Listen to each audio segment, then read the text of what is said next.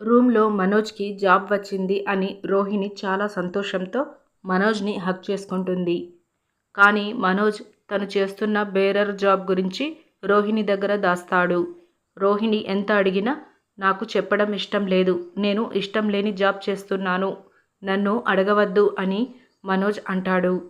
పోనీలే ఎలాగో అలాగా జాబ్ దొరికింది కదా అని రోహిణి చాలా సంతోషపడుతుంది.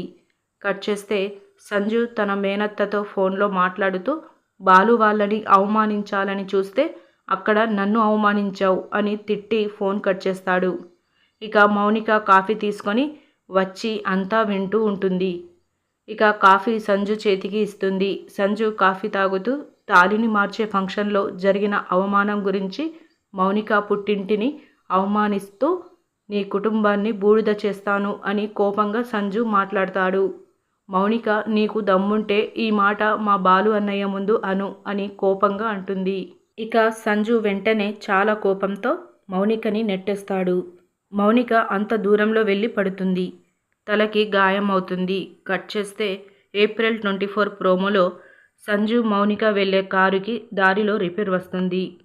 సంజు చెక్ చేస్తూ ఉంటాడు. అదే వైపు బాలు తన కారు తీసుకొని వస్తూ ఉంటాడు. మౌనికని చూసి అరే మౌనిక అంటూ వాళ్ళ దగ్గర బాలు కారు ఆపి సంజు కారు చెక్ చేస్తాడు. ఇక బాలు చెక్ చేసి ఇంజన్ చెడిపోయింది, నా కారులో రండి అని అంటాడు.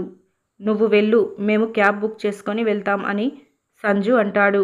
వెంటనే బాలు నన్నే క్యాబ్ డ్రైవర్ అనుకొని ఎక్కండి అని అంటాడు. ఇక మౌనిక సంజు బాలు కారులో ఇంటికి బయలుదేరతారు.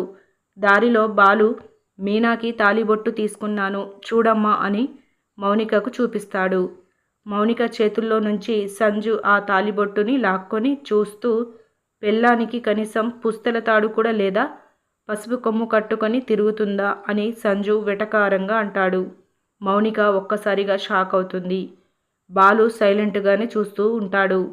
ఇక సంజు వాళ్ళ ఇంటికి రాగానే సంజు దిగి వెళ్ళిపోతూ ఉంటాడు.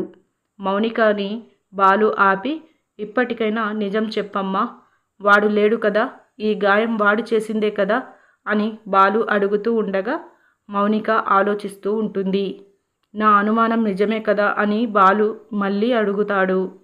మౌనిక అలాగే చూస్తూ ఉండిపోతుంది. ఇలా మనకి చూపిస్తారు. ఇలాంటి డైలీ అప్డేట్స్ కోసం మన ఛానల్ని సబ్స్క్రైబ్ చేసుకోండి. Thank you.